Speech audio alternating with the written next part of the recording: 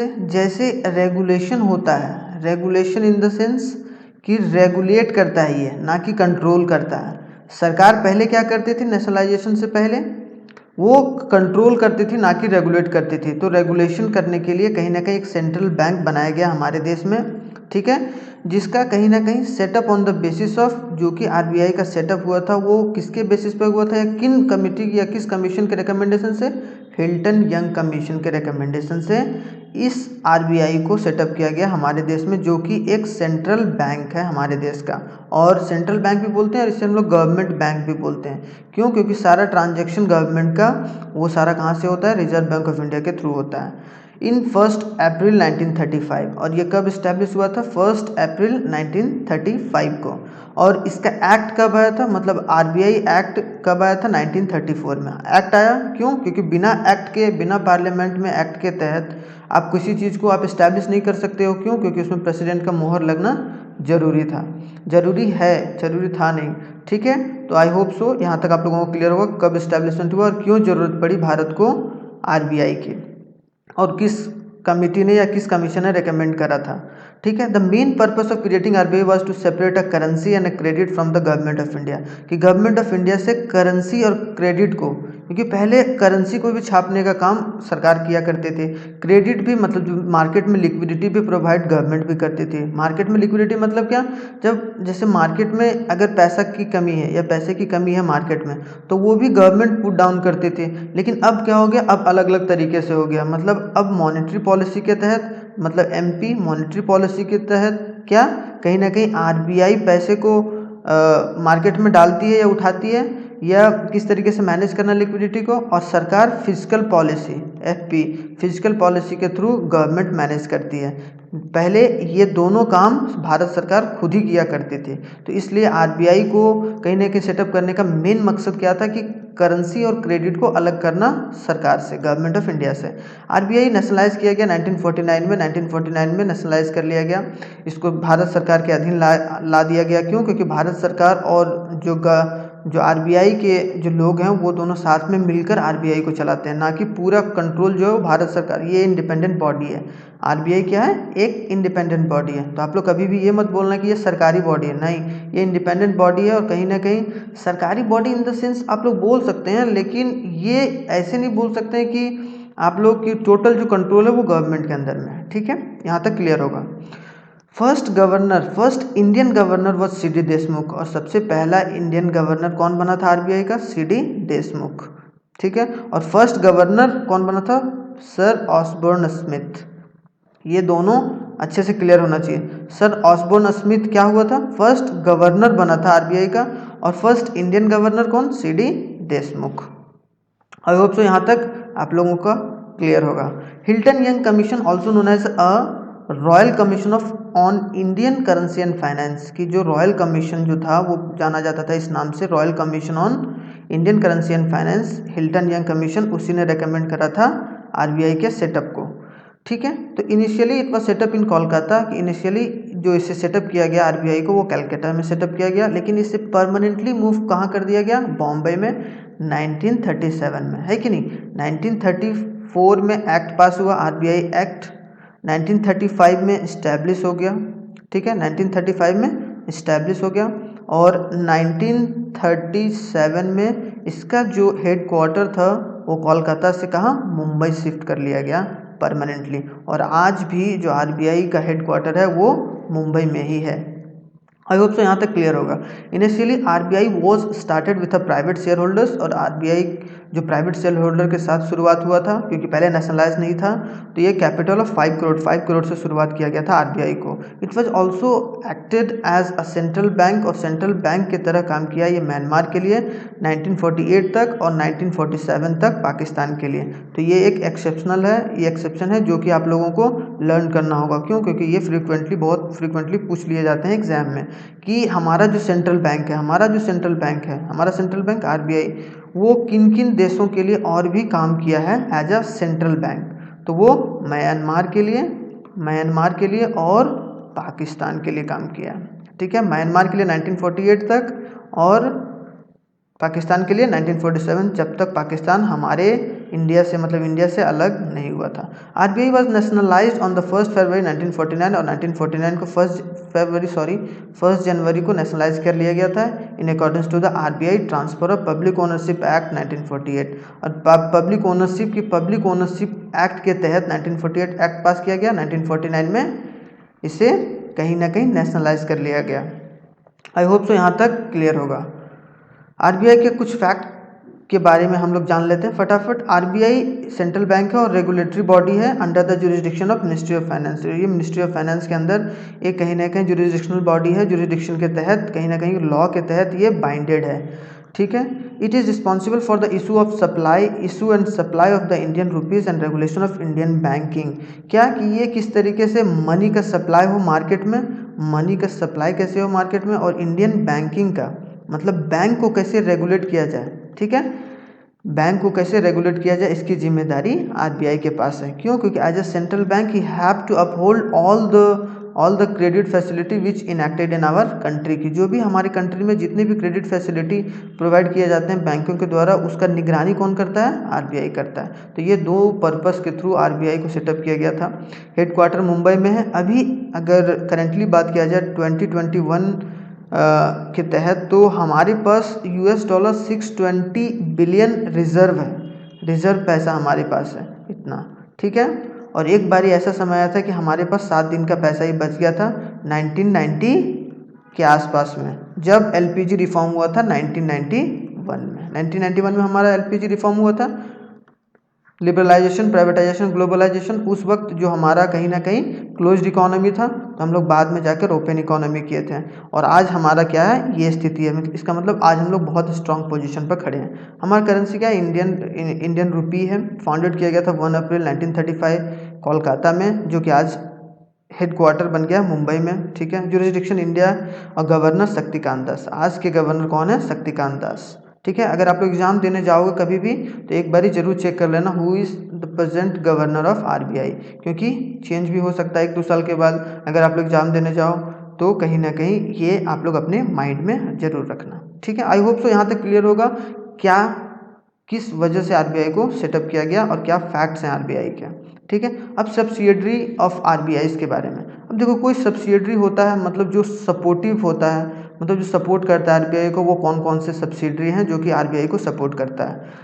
RBI को पहला support करने वाले जो एक कहीं ना कहीं एक इंस्टीट्यूशन का, उसका नाम क्या है? Deposit insurance and credit guarantee corporation, DICGC.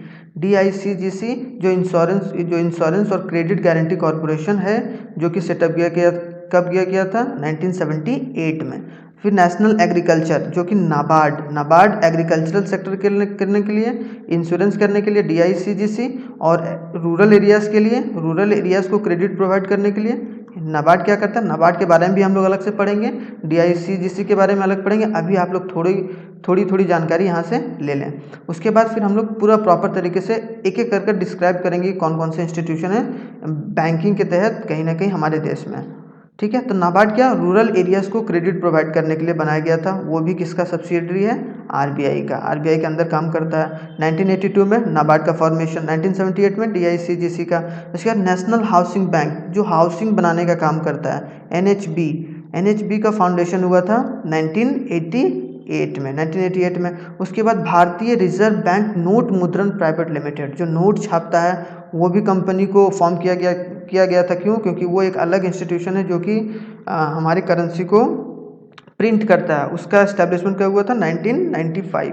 तो ये 4 बॉडीज़ खास करके आप लोगों को याद रखना है, ठीक है। तो ये बहुत इंपॉर्टेंट है। 1978 में डीआईसीजीसी, नाबार्ड 1982 में, 1988 में नेशनल हाउसिंग बैंक, और भारतीय रिजर्व बैंक नोट मुद्रण प्राइवेट लिमिटेड 1995 में। आई होप सो यहाँ तक क्लियर होगा। BRBNMPL हैज़ अ 2 प्रेस, मतलब 2 जगह है जिसमें कहीं ना कहीं प्रिंटिंग का काम होता है, ठीक है। मैसूर और सालबनी, जहाँ करेंसी का छपाई होता है। मैसूर और सालबनी दो क्या है? भारतीय रिजर्व नोट मुद्रण प्राइवेट लिमिटेड, जो कि ये 2 जगह पर कहीं ना कहीं लोकेटेड है, ठीक है। और जो सप्लाई करता है मेजर पोर्शन, वो रिमेनिंग रिक्वायरमेंट कौन मीट करता है? Security printing minting corporation of India limited, SPMCIL। इससे भी अगर कुछ पैसे की कमी हो जाती है तो वो पैसे की कमी को पूरा करने के लिए इस इंस्टीट्यूशन का हेल्प लिया जाता है, ताकि जो भी बचा हुआ मतलब कहीं ना कहीं अगर कुछ करेंसी की कमी हो जाती है तो ये बाकी सब छपाई ये करती है, अगर वो कैपेसिटी से ज़्यादा या कहीं ना कहीं ज़्यादा प्रिंटिंग करना है। ठीक है, तो ये सहयोग करती है। इट इज़ कहीं ना कहीं एक सहयोगी है, जो किसका सहयोगी है, भारतीय रिजर्व बैंक नोट मुद्रण प्राइवेट लिमिटेड का। ठीक है, इसका जो फॉर्मेशन हुआ था वो 13 जनवरी को हुआ था 2006 में। ये बहुत इंपॉर्टेंट है क्योंकि ये सपोर्ट करता है इसको अगर कोई चीज़ की दिक्कत हो जाती है तो। The two other bank note, जो बैंक नोट प्रेसेस है वो कौन कौन सा कहाँ कहाँ है, नासिक रोड में है, और बैंक नोट प्रेसेस देवास में, मतलब नासिक देवास और मैसूर और सालबोनी, 4 हो गया। मैसूर, जो नासिक, देवास, मैसूर, सालबोनी। BNMPL मतलब जो भारतीय रिजर्व बैंक नोट मुद्रण प्राइवेट लिमिटेड, मैसूर और सालबोनी, और जो सहयोगी है SPMCIL, वो कहाँ कहाँ है, नासिक रोड और देवास में है। आई होप सो यहाँ तक आप लोगों को क्लियर होगा। ठीक है, SPMCIL कंप्राइजेस 4 यूनिट है जो कि गवर्नमेंट ऑफ मिंटिंग प्रेसेस है। मिंटिंग मतलब जो गवर्नमेंट छापती है, वो गवर्नमेंट का जो सारा जो कहीं ना कहीं सिक्का या कहीं ना कहीं एक होता है करेंसी। ठीक है, करेंसी का मतलब होता है दोनों, नोट प्लस जो भी कॉइन होता है, note plus coin is called currency. हम लोग कभी नोट को सिर्फ करेंसी नहीं बोल सकते हैं। ठीक है, तो ये कॉइन का काम जो मिंटिंग, इंडियन गवर्नमेंट मिंट है वो लोकेटेड कहाँ है, मुंबई, कोलकाता, हैदराबाद और नोएडा, जो कि SPMCIL security printing and minting corporation of India limited meet करता है। क्यों? क्योंकि ये BRBML का जो भी भारतीय reserve note bank private limited, bank note मुद्रण प्राइवेट लिमिटेड बैंक है, वो कहीं ना कहीं इसका सहयोगी है। तो आप लोगों को क्लियर होगा किस तरीके से करेंसी की छपाई होती है। ठीक है, अब चलिए एडमिनिस्ट्रेशन के बारे में, किस तरीके से RBI को चलाया जाता है उसके बारे में हम लोग एक बारी फ्रिक्वेंटली पढ़ लेते हैं। ठीक है, there are 14 directors of central board of director beside the governor. Governor के अलावा 14 जो डायरेक्टर्स होते हैं सेंट्रल बोर्ड को चलाते हैं। 4 ड्यूटी गवर्नर्स होते हैं एंड 1 गवर्नमेंट ऑफिशियल्स होते हैं। एक गवर्नर होते हैं, 4 डिप्टी गवर्नर होते हैं और 1 गवर्नमेंट ऑफिशियल रहते हैं। 4 ड्यूटी गवर्नर का क्या नाम है भाई अभी? फर्स्ट क्या, रविशंकर, सेकंड क्या, महेश कुमार जैन, और थर्ड माइकल पात्रा, और फोर्थ राजेश्वर राव। ये प्रेजेंटली आज के क्या है, डिप्टी गवर्नर, जो कि मॉनेटरी पॉलिसी को डिसाइड करने में बहुत एक बड़ा रोल प्ले करते हैं। ठीक है, जो कि मनी सप्लाई कैसे किया जाए, रेपो रेट कैसे रखा जाए, अभी पढ़ेंगे हम लोग, SLR कैसे मेंटेन किया जाए, CRR मेंटेन कैसे किया जाए, तो ये सब सारे जो भी डिप्टी गवर्नर हैं वो बहुत मदद करते हैं। ठीक है, अब फंक्शन पढ़ लेते हैं, RBI का क्या फंक्शन है। हम लोगों ने तो जान ही लिया है लेकिन एक बारी ब्रीफली पढ़ लेते हैं। ये क्या मॉनेटरी अथॉरिटी है, किस तरीके से पैसे को संभाला जाए, किस तरीके से मनी को रिजर्व किया जाए, वो कहीं ना कहीं एक बहुत बड़ा रोल प्ले करता है RBI। इशू ऑफ करेंसी को कैसे इशू किया जाए, वो एक बैंकर्स एंड डेप्ट मैनेजर ऑफ द गवर्नमेंट, कि ये गवर्नमेंट बैंक भी बोला जाता है, इसे गवर्नमेंट बैंक भी बोला जाता है। आप लोग नोट्स भी बना सकते हैं प्रॉपर तरीके से। ठीक है, बैंकर्स ऑफ बैंक की, बैंकों का जो भी होता है, बैंक कभी भी बैंकों को अगर पैसे की ज़रूरत होती है तो वो कहाँ जाता है, खास करके RBI देखो ना, RBI जो होता है वो बैंकों की तरह नहीं काम करता है जैसे कमर्शियल बैंक या प्राइवेट बैंक काम करते हैं। कमर्शियल बैंक क्या करता है, लोगों से पैसा लेता है और ये लोगों से डिपॉजिट लेता है और ये लोन प्रोवाइड करता है दूसरे लोगों को। लेकिन RBI नहीं है, RBI कोई लोन नहीं देता है जनता को, पीपल को डायरेक्टली कोई लोन नहीं देता है। ये लोन किसको देगा, बैंक को देगा, ये बैंक को, कमर्शियल बैंक को लोन देगा। ठीक है, तो कहीं ना कहीं ये बैंकर्स ऑफ बैंक है और रेगुलेटर ऑफ बैंकिंग सिस्टम है, ना कि कंट्रोलर है। ठीक है, कंट्रोलर नहीं है, ये रेगुलेटर है। मैनेजर ऑफ फॉरेन रिजर्व्स की, जो भी फॉरेन रिजर्व्स हैं, जो भी डॉलर आते हैं या जो भी गोल्ड है उसको रिजर्व करने का काम किसके पास रहता है, RBI के पास रहता है। Maintaining the physical financial stability, कि किस तरीके से फाइनेंशियल स्टेबिलिटी को मेंटेन किया जा सके, मतलब जो भी मार्केट में पैसा है, मार्केट में जो भी पैसा है उसको कैसे, मार्केट में अगर पैसे की कमी है, अगर कमी है तो कैसे उसको बढ़ाया जाए, और अगर ज़्यादा है, ज़्यादा अगर पैसा आ गया तो उसको कैसे वहाँ से निकाला जाए। तो दोनों मोस्ट इम्पॉर्टेंट इसका एक फंक्शंस है जो कि फाइनेंशियल स्टेबिलिटी को मेंटेन करता है। Last one, regulator and supervise the payment and settlement system, कि जो भी पेमेंट होता है, जो भी सेटलमेंट होता है, जो भी लोन देता है बैंक, या कहाँ कैसे पैसा सेटलमेंट है, जो भी पेमेंट है उसको सुपरवाइज करता है कि सही तरीके से है कि नहीं। ये ऐसा तो नहीं है कि ये जो भी मनी ये लोन के रूप में दे रहा है वो ब्लैक मनी है, तो वो सब चीज़ को सही तरीके से सुपरवाइज करता है, रेगुलेट करता है। ठीक है, आई होप सो फंक्शन आप लोगों को क्लियर होगा। चलिए आगे बढ़ते हैं थोड़ा सा। 1952 की बात की जाए तो मॉनेटरी पॉलिसी जो आरबीआई का है, आरबीआई में मॉनेटरी पॉलिसी वो दो गोल पर चलता है।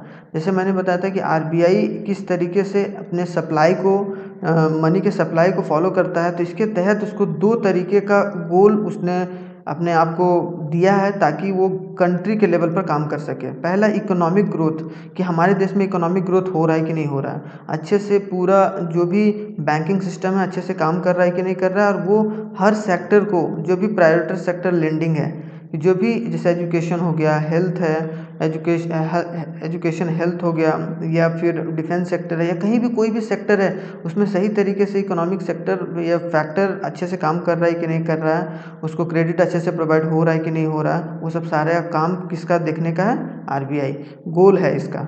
इन्फ्लेशन को कंट्रोल करने के लिए, महंगाई को कंट्रोल करने के लिए, अगर महंगाई को कंट्रोल ना किया जाए, और हमारे महंगाई का कहीं ना कहीं एक मॉनेटरी पॉलिसी के तहत रखा गया है कि 4 + -2, मतलब क्या, 2 से 6 के बीच में जो हमारा है वो इन्फ्लेशन, इतना % के बीच में इन्फ्लेशन रहना चाहिए, इससे ज़्यादा नहीं होना चाहिए, एक आरबीआई का टारगेट है।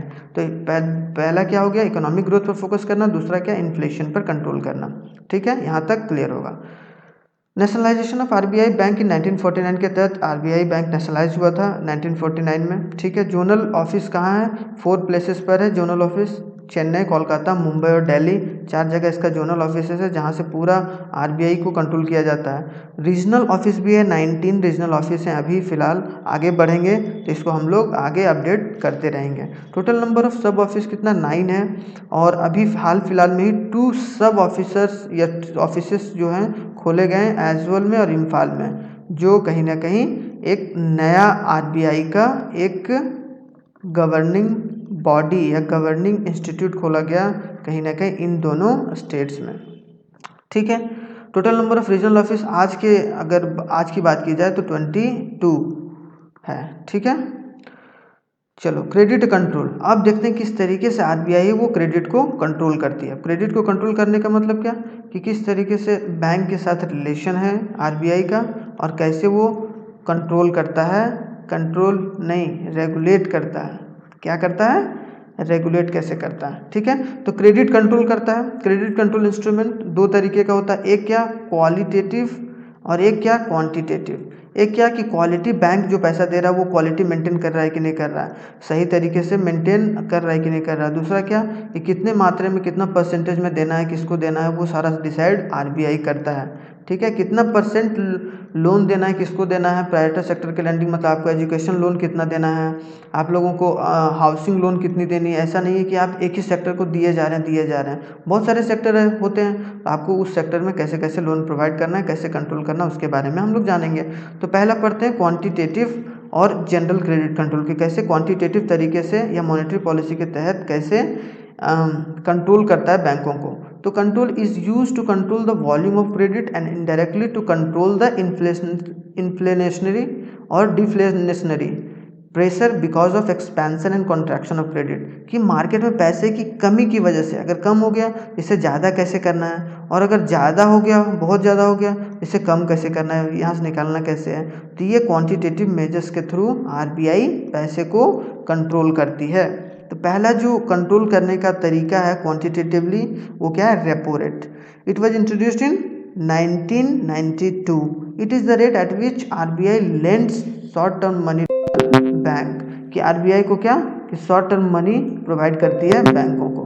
तो ये एक बहुत बड़ा कहीं ना कहीं चीज़ है, क्या, रेपो रेट। जैसे एक बैंक है, ठीक है, ये आरबीआई है, ये आरबीआई, ये बैंक।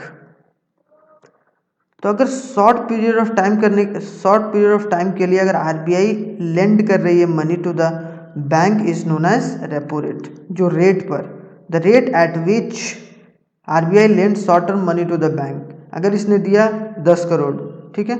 अगर 10 करोड़ अगर आरबीआई ने दिया तो वो जो रेट ऑफ इंटरेस्ट चार्ज कर रहा है, रेट ऑफ इंटरेस्ट अगर ये 3.5% चार्ज कर रहा है, then this rate of interest is known as repo rate. I hope so यहाँ क्लियर होगा आप लोगों को कि रेपो रेट क्या होता है, ठीक है। अब रिवर्स रेपो रेट क्या होता है? रिवर्स रेपो रेट जस्ट उल्टा होता है। It is the rate at which the bank park short term excess liquidity to the RBI. इसमें क्या करता है, इधर ये बैंक हो गया और इधर क्या हो गया, आरबीआई। अगर आरबीआई के बैंक के पास बहुत थोड़ा सा अधिक पैसा हो गया और वो पैसे को पार्क कर रही है, ठीक है, पार्क कर रही है आरबीआई के पास, और जो रेट ऑफ इंटरेस्ट उसको आरबीआई दे रही है। आरबीआई क्या करेगी, रेट ऑफ इंटरेस्ट देगी। अगर सोचो इसने 5 करोड़ रुपया पार्क करा, अब वो 5 करोड़ पार्क किया, तो ये रेट ऑफ इंटरेस्ट जो आरबीआई देगी, आरबीआई इंटरेस्ट देगी, अगर ये इंटरेस्ट दे रही है 2%, then this rate of percent is known as reverse repo rate. Reverse हो गया ना, ये तो रेपो रेट हो गया जो बैंक ने लगाया, ये बैंक पर लगाया गया आरबीआई के द्वारा, और ये रिवर्स रेपो रेट जो बैंक को दिया गया आरबीआई के द्वारा। यहाँ बैंक देती है इंटरेस्ट, यहाँ पर आरबीआई देती है। आई होप सो रेपो रेट और रिवर्स रेपो रेट क्लियर होगा, ठीक है। आगे बढ़ते हैं। Open market operation. अब ओपन मार्केट ऑपरेशन क्या होता है? ओपन मार्केट ऑपरेशन होता है, open market operation under OMO, when the RBI sells government securities in the market, it withdraw money from the liquidity from market and thus reduce the volume of credit lending to the control inflation। अब देखो क्या होता है, देखो ये government securities रहता है, ठीक है, गवर्नमेंट बॉन्ड या सिक्योरिटीज, गवर्नमेंट बॉन्ड या सिक्योरिटीज। ये क्या होता है, गवर्नमेंट कुछ बॉन्ड इशू करती है, उसके तहत जैसे इसमें अगर बॉन्ड इशू किया गवर्नमेंट ने 50,000 का, तो आरबीआई इसे क्या करती है, बेचती है। आरबीआई अगर गवर्नमेंट को बेचेगी, मतलब गवर्नमेंट का बॉन्ड अगर आरबीआई लोगों को बेचेगी, लोग हो गए या बैंक हो गया, जो भी खरीदना चाहता है गवर्नमेंट सिक्योरिटीज़, ये क्या है, गवर्नमेंट सिक्योरिटीज़, ये गवर्नमेंट सिक्योरिटीज़ है। तो ये गवर्नमेंट सिक्योरिटीज़ को कौन सेल कर रही है, आरबीआई सेल कर रही है। आरबीआई सेल कहाँ कर रही है, टू पीपल या बैंक, तो ये खरीदते हैं। तो इसका मतलब क्या है, यहाँ से ये बॉन्ड, तो ये खरीदेंगे तो ये पैसा देंगे ना, ये पैसा देंगे तो क्या होगा, ये पैसा देंगे तो ये गवर्नमेंट के पास पैसा आएगा। तो इसका मतलब क्या हो गया, ये पैसा दे रहे हैं तो क्या हो रहा है, मार्केट से पैसा कम हो रहा है ना। तो मार्केट में जब पैसा अधिक हो जाता है तो कम करने के लिए आरबीआई गवर्नमेंट बॉन्ड को बेचती है। दूसरा क्या, ये तो हो गया। अब दूसरा क्या, अब यहाँ बेच दी, अब अगर यहाँ से ये परचेज करेगी आरबीआई, मतलब अगर गवर्नमेंट बॉन्ड जो लोगों को कहीं ना कहीं लोगों ने खरीदा है उसे अगर परचेज करेगी, अगर परचेज करेगी आरबीआई, अगर आरबीआई परचेज कर रही है, तब क्या हो रहा है, आरबीआई परचेज कर रही है ना, तो बॉन्ड को परचेज करके आरबीआई पैसे दे रही है उसको, तो उसको पैसे दे रही है, ये मनी चला गया या रुपीज़ के फॉर्म में कुछ भी पैसे को दे रही है, देन दैट पर्टिकुलर क्या हो रहा है कि मार्केट में पैसा बढ़ रहा है। तो अगर मार्केट में पैसा कम हो जाता है तो उसको बढ़ाने के लिए गवर्नमेंट बॉन्ड को खरीद लिया जाता है आरबीआई के थ्रू, और अगर मार्केट में पैसा ज़्यादा हो जाता है तो उसको कम करने के लिए क्या करता है, आरबीआई बेचता है ताकि वहाँ से पैसे को निकाला जा सके। तो during inflation the securities are sold in the market, कि क्या जब महंगाई होती है तो सिक्योरिटी को उसको बेचा जाता है मार्केट में ताकि वहाँ से पैसे को निकाला जा सके। वाइल इन डिफ्लेशन, जब पैसे की मतलब कहीं ना कहीं कमी हो जाती है तो RBI buys bills from the market and pay a cash to the commercial bank, कि वहाँ से वो पैसे को दे देती है, यहाँ से खरीद लिया, अब ये पैसे दे दिया तो कहीं ना कहीं पैसे इकोनॉमी में चला गया, अब ये फिर क्या हो जाएगा, अच्छे से कंट्रोल हो जाएगा। तो क्या इन्फ्लेशन को कंट्रोल हो गया ना, इन्फ्लेशन अच्छे से कंट्रोल हो गया। तो इसको एक बहुत बड़ा मेजर रोल प्ले करता है ओपन मार्केट ऑपरेशन के थ्रू। ओपन मार्केट ऑपरेशन के थ्रू क्या करता है, जो आरबीआई रहता है वो क्या करता है, गवर्नमेंट सिक्योरिटीज़ को, आरबीआई क्या करता है, गवर्नमेंट के सिक्योरिटीज़ को या गवर्नमेंट के बॉन्ड को सेल और परचेज करता है, सेल और परचेज करता है। आई होप सो ये क्लियर होगा। अब क्या है, कैश रिजर्व रेशियो, ठीक है, it is a minimum proportion और a percentage of a bank's deposit to be held in the form of cash to RBI. कि वैसा अमाउंट, वैसा रेशियो जो कि certain amount of their NDTL, NDTL क्या होता है? Net demand, net demand, net demand and time liability, ठीक है। जो भी net demand and time liability रहता है उसका मतलब क्या कि जो टोटल डिपॉजिट हो रहा है, हर दिन का जो भी टोटल डिपॉजिट हो रहा है उसका अगर कुछ प्रतिशत, अगर RBI ने बोला है 10%, then that particular amount of money have to park to the RBI, वो RBI के पास जमा करना होता है और वो मेंटेन करना होता है पूरे जब तक आपका बैंक आपके मतलब आप जब तक आप बैंक वो बैंक पर्टिकुलर बैंक चला रहे हैं। तो वैसा amount of money in form of cash, cash के रूप में जो भी परसेंटेज RBI के पास आपको कैश के रूप में जमा करना होता है ताकि आप अपने NDTL को मेंटेन कर सकें, हर दिन के डिपॉजिट को मेंटेन कर सकें। Then that particular cash is known as cash reserve ratio, वैसा रेशियो उसको क्या बोलते हैं? कैश रिजर्व रेशियो, ठीक है। सिंपल था। ये RBI के पास रखना होता है बैंकों को, और SLR को खुद, SLR मतलब क्या? स्टैच्यूटरी लिक्विडिटी रेशियो, मतलब बैंक को अपने पास खुद या तो वो कैश के रूप में रखे, या तो वो गोल्ड के फॉर्म में रखे, या कोई बॉन्ड के फॉर्म में रखे। तो इस टोटल किसी भी फॉर्म में अगर RBI ने बोला है कि SLR 20% रखना है, तो जो भी certain amount of their NDTL, जो भी NDTL होगा, जो भी हर दिन का डिपॉजिट होगा, उसका 20% उसको हरदम या हर वक्त अपने पास मेंटेन करना होगा जब तक वो बैंक रहेगा, ठीक है। तो क्या कुछ अगर पैसा, अगर जो भी पैसा हर दिन का डिपॉजिट हो रहा है वो बैंकों को अपने पास रखना हो रहा है, तो उस रेशियो को क्या बोलेंगे? Statutory liquidity ratio. और वैसे जो भी परसेंटेज RBI को पार करना होता है in the form of cash is known as cash reserve ratio. I think so यहाँ तक क्लियर होगा, और ये हमारा क्वांटिटेटिव मेजर्स है, ठीक है। अब देखते हैं क्वालिटेटिव मेजर्स की क्या क्वालिटेटिव मेजर्स RBI लेता है। Qualitative measures is used to make sure that purpose for which the loan is given to is not misused, कि जो भी पर्पस, जो भी बैंक है, एक बैंक है, ठीक है, तो ये बैंक क्वालिटी भी मेंटेन कर रहा है कि नहीं कर रहा है, उसका देखने का काम, सुपरविजन का काम किसका है? RBI का।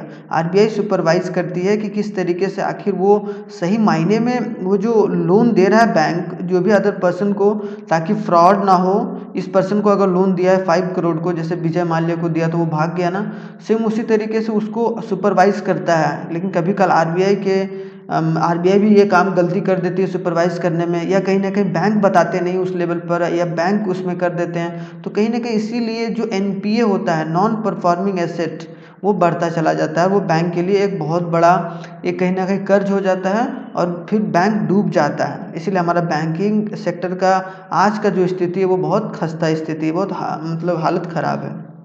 तो ये क्या करती है?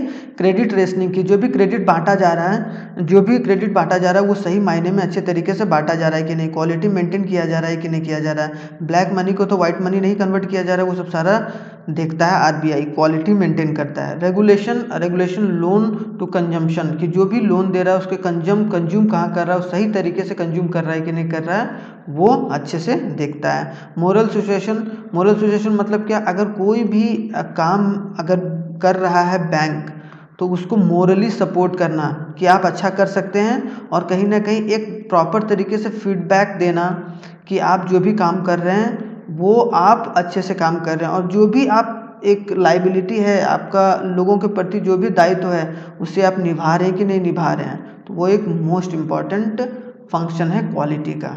आई होप सो आप लोगों को RBI के बारे में पूरा क्लियर होगा।